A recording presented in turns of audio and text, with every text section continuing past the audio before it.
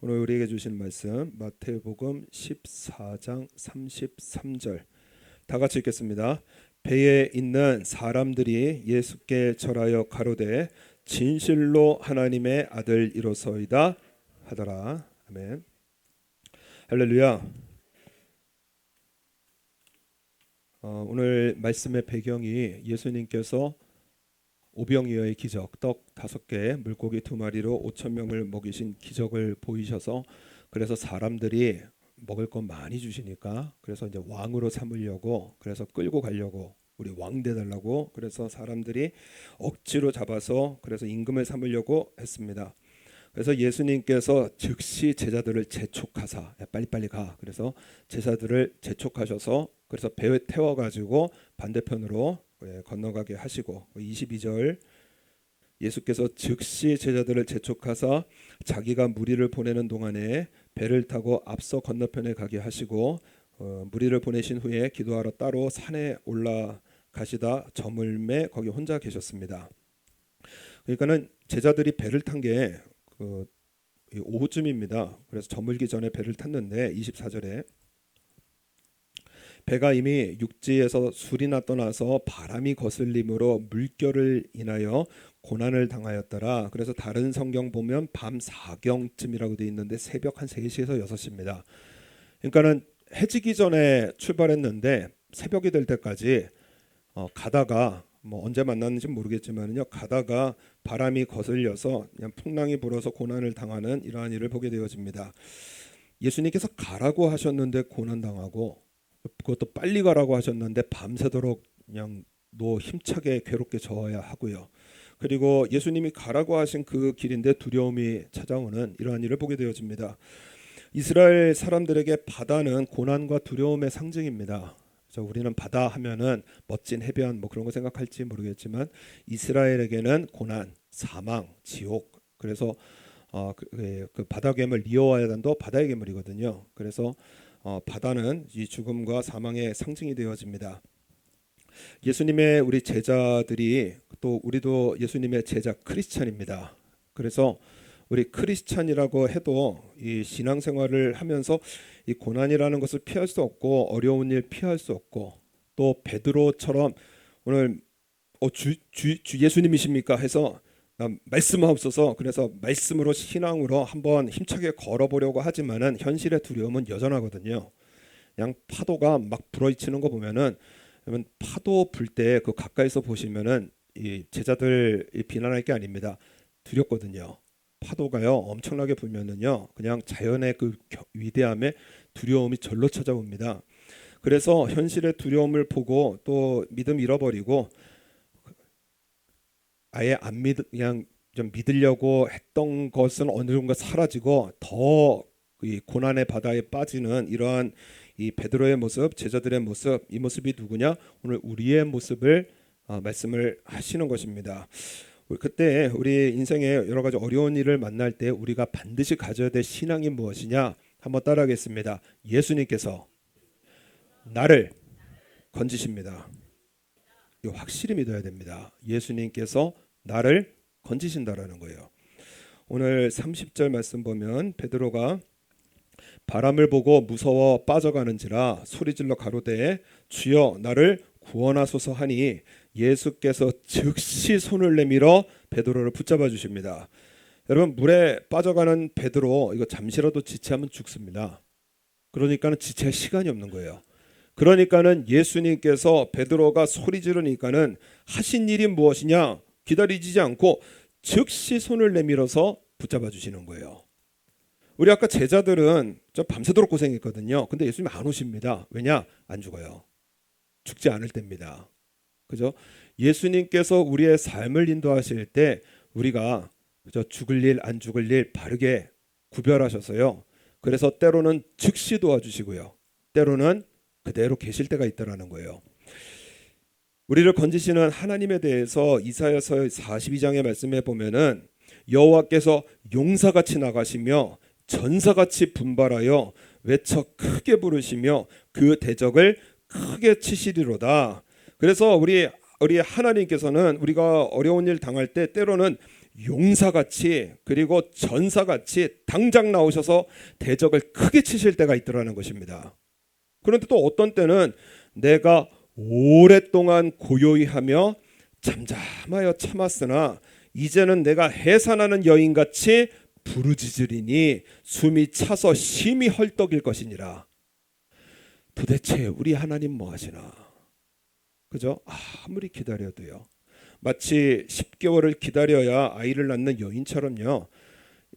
빨리 나오면 안 됩니다. 아이는 10개월 다 차야 돼요.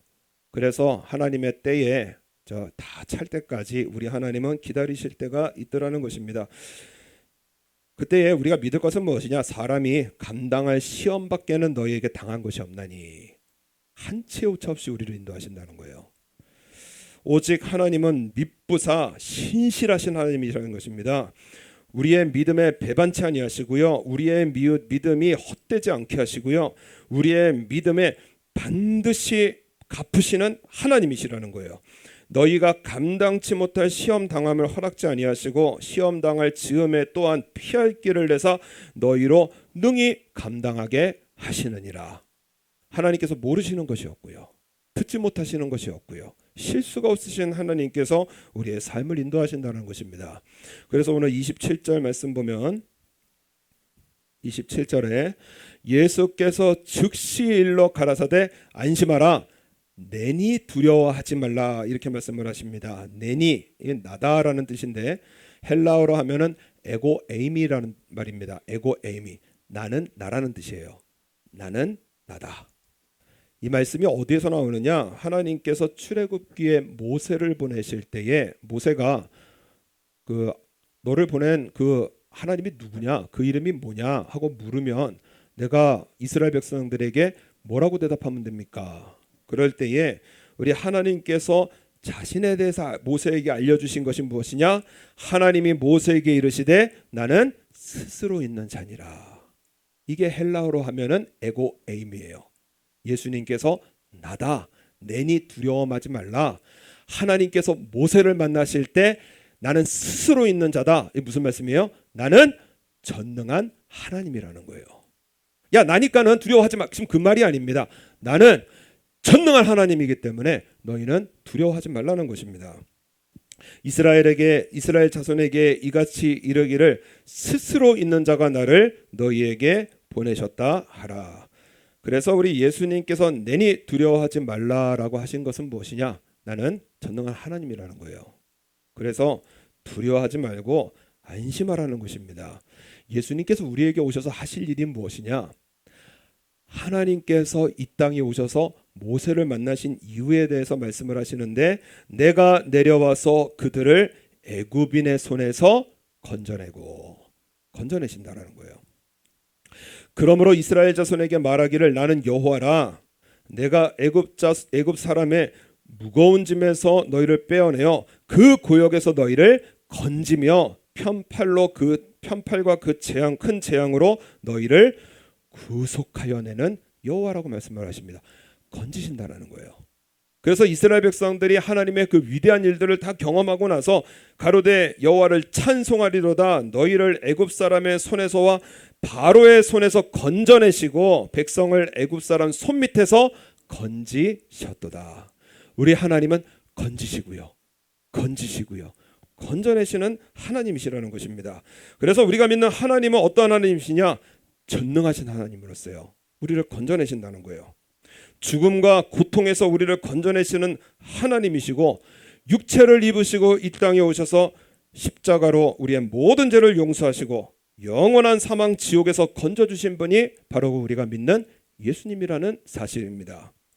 그래서 이스라엘 백성들이 이 하나님을 어디에서 경험했느냐? 애굽에서 경험했고요. 홍해에서 경험했듯이요.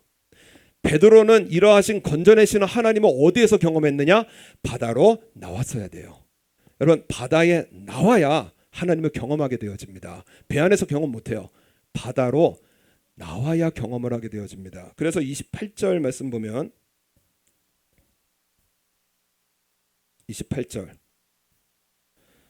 베드로가 대답하여 가로되 주여 만일 주시어든 나를 명하여 물 위로 오라 하소서 한데 오라 하시니 베드로가 배에서 내려 물 위로 걸어서 예수께로 가되 예수님께 나가는 거예요. 여러분 이 베드로가 지금 배 안에서 예수님을 보고 바깥으로 나가는 것은 무엇이냐? 우리 인생에 여러 가지 고난을 만날 때 우리는 성경을 통해서 오늘 말씀을 통해서 예수님을 봅니다. 예수님 오라 하시는 거예요. 말씀대로 살아봐. 회개해, 순종해, 찬양해, 기도해. 오라고 하시는 거예요. 그때요 여러분 우리가 배 안에 있는 것이 아니라 하나님의 말씀대로 살아가는 것. 이것이 베드로가 배 밖으로 나오는 것이고요. 그것이 우리의 회개고 순종이고 찬양이고 기도가 되어지는 거예요. 때로는 믿음이 적어서 의심했다고 말씀하시는데 여러분 우리 신앙생활 끊임없이 이어지는 거 아닙니다. 그래서 할 때도 있고 못할 때도 있고요. 열심을 다해서 할 때도 있고 못할 때도 있고 그때 여러분 우리가 믿을 것은 무엇이냐? 실어 버리시는 하나님이 아니시라요. 우리가 때로는 믿음이 적어지고 의심하고 나자빠질 때 예수님은 손을 내밀어서 건져주시는 예수님이시라는 거예요. 바람을 보고 무서워 빠져가는지라 소리질러 가로되 주여 나를 구원하소서 하니 예수께서 즉시 손을 내밀어 베드로를 붙잡아 주시는 거예요. 그래서 여러분 베드로는 바다 한가운데서 예수님을 보았고요. 믿음을 잃어버리고 의심해서 그 바닷물에 빠져갈 때 내 손을 잡아주시면서 건져주시는 예수님을 경험한 이 제자는요 여러분 베드로뿐입니다. 바다에 나온 베드로만 경험을 했어요. 베드로 전서는 베드로가 쓴 편지입니다. 핍박받고 흩어진 초대교회 성도들에게 쓴 편지예요. 베드로가 뭐라고 하시느냐? 너희가 이제 여러 가지 시험을 인하여 잠깐 근심하게 되지 않을 수는 없었으나 여러분 시험 당하고 어려우면은 뭐 염려하고 두려워하고 이거 인간적인 본성으로 당연한 것입니다. 그런데 거기에 머물러 있는 것이 아니라는 거예요. 오히려 크게 기뻐하도다. 너희 믿음의 시련이 불로 연단하여도 없어질 금보다 더 귀하여 예수 그리스도에 나타나실 때에 칭찬과 영광과 존귀를 얻게 하려 함이라. 그러므로 너희 마음의 허리를 동이고 근신하여 예수 그리스도에 나타나실 때에 너희에게 가져올 은혜를 온전히 바랄지어다. 예수님을 향한 그 시선에서 떼지 말라는 거예요. 시험이 오고 어렵고 그리고 믿음 지키다가 그래서 핍박이 여러분 핍박은 생명과 연결 바로 직결이 되어져 있습니다. 이러한 시험과 환난을 당해도 베드로 사도가 하는 말이 무엇이냐? 예수님을 향한 시선 띄지 말라는 거예요. 온전하게 바라보라는 거예요. 그 시선이 무엇이냐? 그러므로 모든 육체는 풀과 같고 그 모든 영광이 풀의 꽃과 같으니 풀은 마르고 꽃은 떨어지되 오직 주의 말씀은 세세토록 있도다 하였으니 너희에게 전한 복음이 곧 이 말씀이니라. 여러분 인생에 환난과 두려움이 올 때요 말씀을 향한 내 시선 띄지 말라는 거예요. 여러분 때로는 뭐 물에 빠졌어요. 예수님 건져 주신다라는 거예요. 실어서 버리지 않으신다라는 거예요. 다시 말씀 붙들고요. 다시 말씀 붙들고요. 그래서 우리가 세상에 믿음 잃어버리고 세상에 나아가서 막 그냥 여러 가지 돈 구하고 사람 찾고 이러다가 깨지고 다시 오더라도요. 우리 예수님은 건져 주신다라는 거예요. 손 붙잡아 주신다라는 거예요.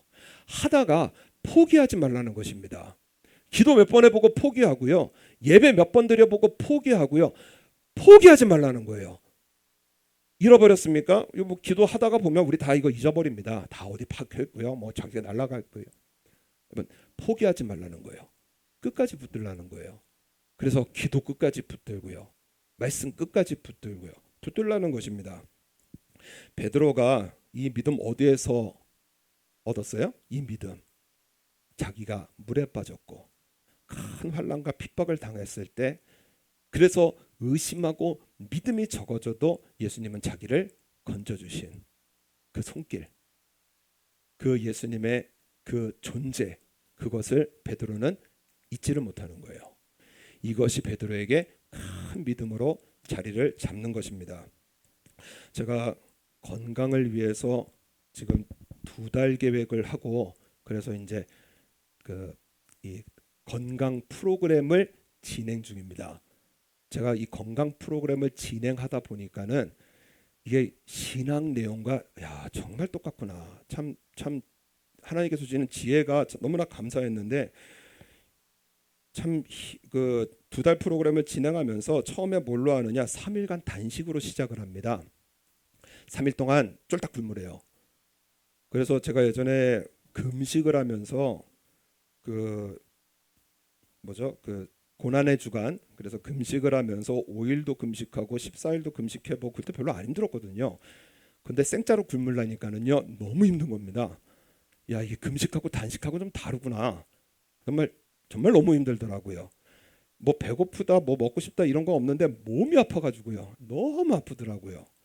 그런데 이 3일간의 이 단식을 버텨낼 수 있었던 이유가 무엇이냐면은 이 정보를 이제 한 그 정보를 굉장히 뭐 아닌 모아서 이제 제 나름대로 했는데 여러분 단식이 지속되는 시간마다 우리 몸에서 바뀌는 게 시간마다 다르더라고요. 그래가지고 제가 단식을 어떻게 이겨냈냐면은 할 수는 있지만은요 되게 굉장히 기쁘게 이겨냈습니다. 여러분 12시간 굶으면 어떤 일이 벌어지느냐 우리 몸 안에서 성장 호르몬이 나온다는 거예요. 그런데 성장 호르몬은 여기 청년부들만 필요한 게 아니라 우리 어르신들일수록 더 필요합니다. 왜냐 화장품 있는 대로 바르는 것보다 이 12시간 굶는 게 훨씬 더 이뻐진다라는 거예요. 성장 호르몬이 나와서 노화 방지가 되어지고요. 피부가 좋아지고요. 그리고 염증이 감소하고 뭐 지방 태우는 건 뭐 당연하고요. 그래서 여러분 정상적으로 살면은 덜 늙습니다. 6시에 저녁 먹고 다음 날 7, 8시에 밥 먹으면은요. 12시간 그대로 굶는 거거든요. 그래서 12시간 굶으면 성장 호르몬이 나온답니다. 15시간이 지나면 케톤이라고 하는데 지방을 박살내는 물질들이 나온다는 거예요. 18시간 요즘 그 간헐적 단식을 하고 그래서 그러니까 6시간 먹고 18시간 굶는 요 간헐적 단식이 유행을 하는데 18시간 굶으면 어떤 일이 벌어지느냐 내 몸 안에서요 좋은 세포가 나쁜 세포를 잡아먹기 시작한다는 거예요. 여러분 세포가 잘못 죽어서 굳어지고 나쁘게 변화되는 게 이게 뭐예요? 암입니다. 그러니까 암이 되는 세포들을 다 잡아먹는 거예요. 이게 18시간 굶을 때 시작이 되면서 몸에서 독이 빠져나가고요. 면역 질환이 치료되면서 암 예방, 우울하세요? 18시간 굶으세요. 우울증, 불안장애 다 없어진다라는 거예요. 여러분 배고프면은요 우울할 시간도 없습니다. 그죠? 몸이 얼마나 아픈지 여러분 우울할 시간도 없더라고요. 24시간 지나면은 가바라고 하는 신경 전달 물질이 나옵니다. 이 가바가 뭐냐? 사람을 깊이 재워요. 그래서 제가 단식하고 이틀째 3일째 그냥 끝도 없이 잤습니다. 그래서 못 일어났어요. 새벽 기도 때 제가 5시 넘었는데 못 일어났거든요. 그런 일이 잘 없는데 못 일어나겠더라고요. 너무 깊이 자가지고요. 이게 24시간째 굶으면은 이렇게 되어지고 당뇨와 심혈관계 질환이 계속되어집니다. 36시간 지나면 저장된 포도당이 그러니까 타기 시작해요. 쉽게 말해서 지방이 분해됩니다. 그래서 그 결과로 혈관이 깨끗하게 청소가 되고 여러분 48시간 굶으면은 이틀이거든요. 만 이틀. 머릿속에 도파민이라는 물체가 나오는데 이게 뭐냐면 사람의 중독을 일으키는 물체입니다. 그래서 끝도 없이 뭐가 먹고 싶고 끝도 없이 아주 특정 음식이 먹고 싶고 담배, 술 끝도 없이 이게 욕구가 일으키는 게 내 몸 안에 있는 도파민이거든요. 유튜브를 끊임없이 보고요. 그 숏이라고 하는 짧은 그 영상들 끊임없이 보고요. 그래서 그 로스앤젤레스에 여러분 법적으로 정해져 있습니다. 지난주 뭐 아까 일본 분이 말씀하셔서 하는 말을 듣고 찾아보니까는요. LA에는요 초중학생들 핸드폰 전면 금지시켰어요. 이게 애들을 망쳐가고 있는 거예요. 그래서 초등학교, 중학교 뇌를 조사해 보니까는요 뇌가 다 망가져 있고요. 애들이 정신을 못 차리는 거예요. 그래서 나라의 발전과 개인의 발전을 위해서 핸드폰 금지시킨다. 여러분 국가에서 핸드폰 못 쓰게 하는 때가 지금 이때입니다. 근데 이 중독을 일으키는 도파민이 리셋이 된다는 거예요. 새로워진다는 거예요. 72시간 만 3일을 굶게 되어지면은 이틀에서 3일 동안 뭐가 생겨나느냐? 줄기세포라고 예전에 그 황우석이라고 하는 박사님이 줄기세포 만들어내는 연구하다가 이게 잘못돼서 쫓겨났거든요. 이 줄기세포를 만들어내면 뭐냐?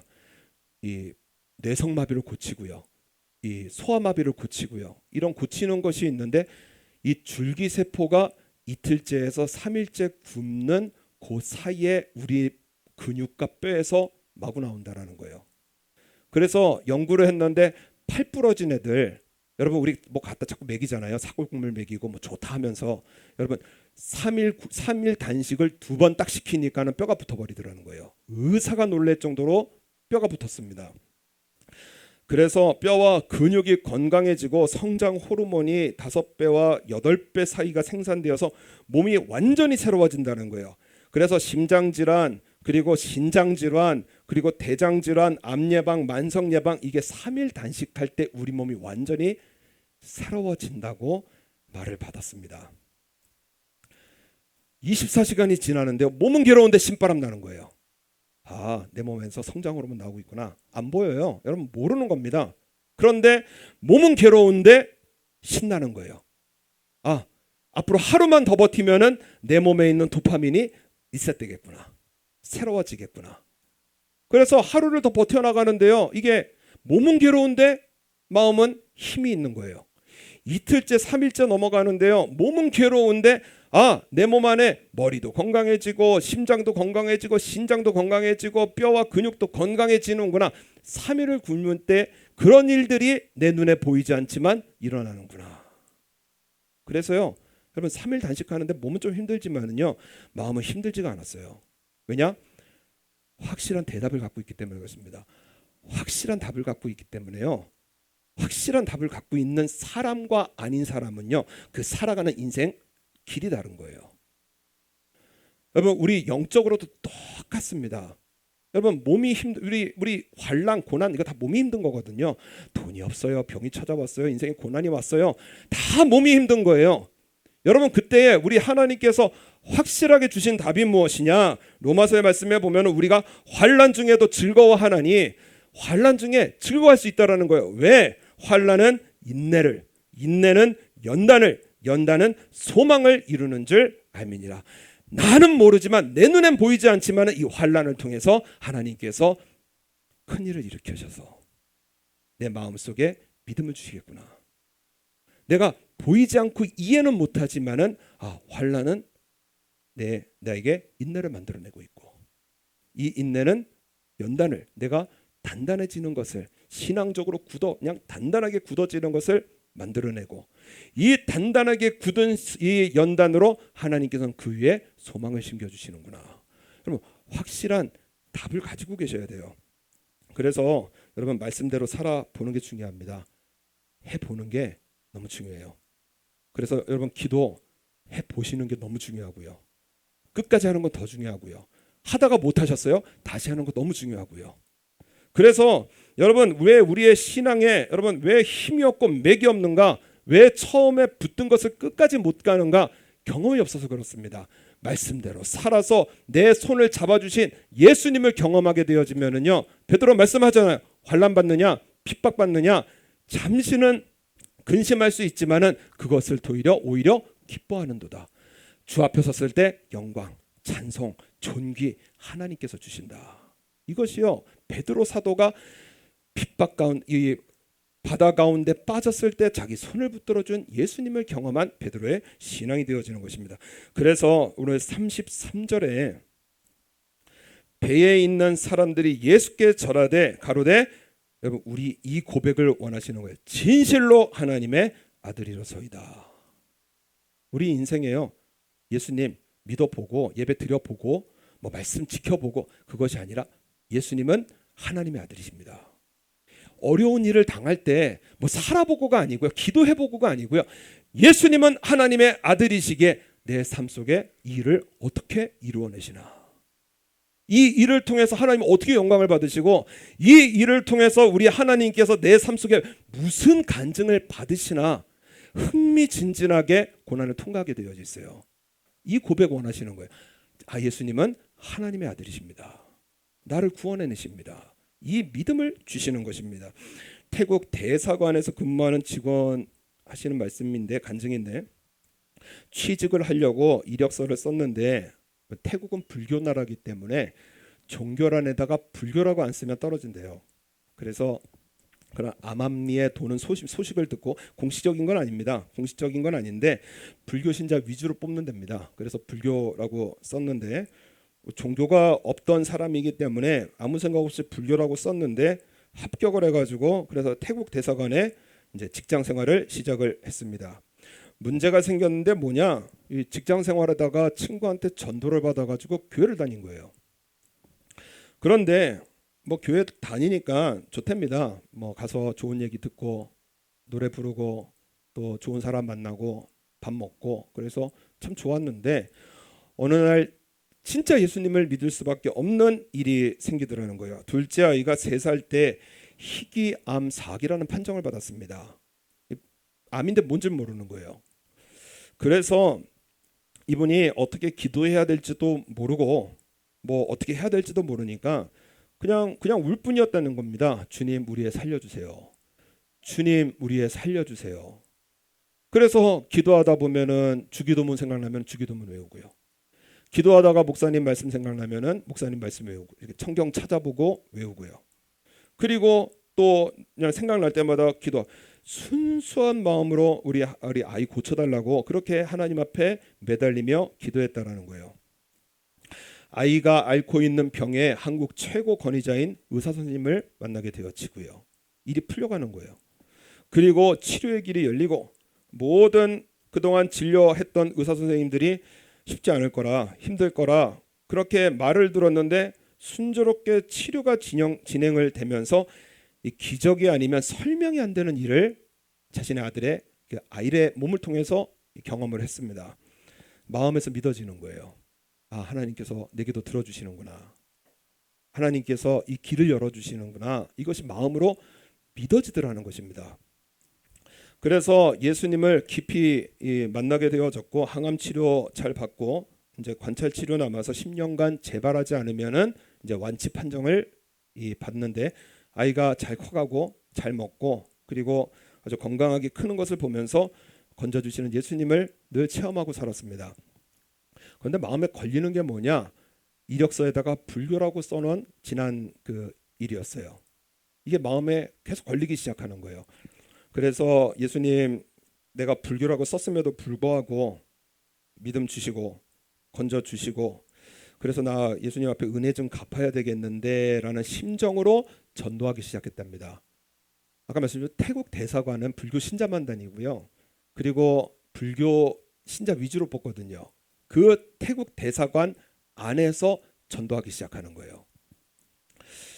사람들이 하나 둘씩 교회에 나가고 그리고 뭐 부딪히는 사람도 있고 근데 하나 둘씩 교회에 따라 나오고 이러면서 어느 날 과장이 자기를 부르더라는 것입니다.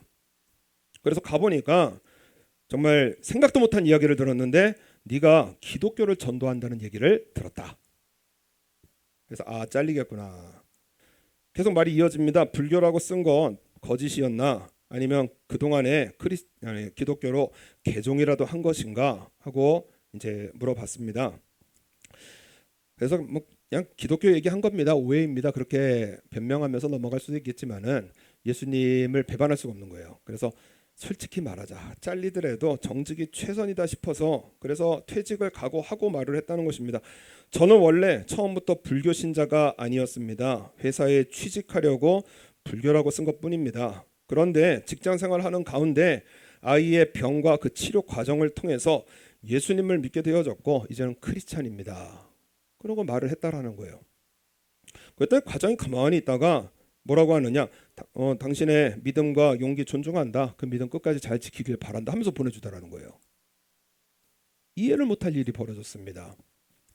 그래서 이 대사관 안에서 계속 전도해 가면서 뭐 때로는 반대도 있고 부딪히기도 하지만은 불교 신자 잔뜩 있는 곳에서요. 그래서 하나씩 둘씩 전도하고 그래서 기독교 소그룹이 만들어지고 그리고 계속 전도하는 이러한 삶을 살아가고 있는 이러한 이 성도님의 간증입니다. 말씀대로 살아보는 거예요. 여러분 변명하면은요 과장을 통한 하나님의 손길도 경험하지 못하고요. 기도하지 않으면은요, 여러분 이 의사를 통한 하나님의 손길도 경험하지 못하고요. 내가 믿는 대로, 내가 아는 대로, 내가 아는 하나님의 말씀대로 여러분 살아봐야 됩니다. 인생 걸어 보자고요. 믿음으로, 예배로. 인생에 어려운 일 있으면 동거하러 다니고 막 세상 쫓아다니고 그러지 말고요. 새벽기도 자리 지켜보고요. 나 성경 읽겠습니다. 믿음 지켜보겠습니다. 이웃을 위해서 기도하겠습니다. 주여 나에게 복을 더하여 주옵소서. 그래서 믿음의 방법대로 이겨보자고요. 세상의 방법 염려하고 여러분 저도요 살다 보면은요 그 다음 주간이 정말 답답할 때가 여러분 끊임없이 이어집니다. 이 다음 주 큰일 났는데 이거 어떡하지? 다음 주 어떡하지? 그럴 때요 여러분 이걸 내려놓는데요 상당한 에너지가 필요해요. 염려는 끊임없이 몰려오고요. 당장 다음 주에 물리적인 게 없어요. 그러면은요 이걸 내려놔야 되고 염려 내려놔야 되고요. 없는데 어떻게 내려놔야 되고요. 그냥 계속 내려놔야 되는 거예요. 내려놓는데 아멘입니다. 감사합니다. 이게 아니더라고요. 염려는 끊임없이 몰려오고요. 이걸 끊임없이 내려놔야 되라고요. 그럴 때 그 다음 주 되면요. 슬그머니 도와주시는 슬그머니 정말 하나님께서 인도하지 않으셨다고 이 말을 할 수가 없는 한 걸음 한 걸음 한 걸음 하나님께서 인도하셨다. 이것이요. 여러분 목사로서요. 매주 경험하는 인생입니다. 그래서 여러분 설교 들어보시면 아시지 않겠습니까? 책 읽고 성경 읽고 말씀드리는 것이 아니라 여러분 이대로 우리 살아봐야 되는 거예요. 내려놓고 염려 내려놓고 세상 부담 이런 거 다 내려놓고요. 세상 자격 다 내려놓고요. 뭐 흙수저 이런 거 다 내려놓고요. 하나님 앞에 예배 지키면서요. 그리고 우리 하나님 앞에 드릴 거 바르게 드리고요. 그리고 찬송하고 기도하고 말씀대로 승리하면은요. 오늘 우리 입에 이 간증 꼭 주신다는 진실로 하나님의 아들입니다. 예수님은 살아보고 아는 것이 아니라 진실로 하나님의 아들이시기 때문에 나의 삶을 반드시 인도하실 것을 믿습니다. 내 눈에 보이는 것은 고통이고 병이고 환난이고 절망인데 하나님은 우리 예수님은 하나님의 아들이시기에 이 일을 통해 얼마나 큰 영광을 받으시려고 나에게 이런 일을 허락하시나 흥미진진하게 살아갈 수 있는 거예요. 이러한 믿음으로 우리 승리해 나가시는 저 여러분 되시기를 바랍니다.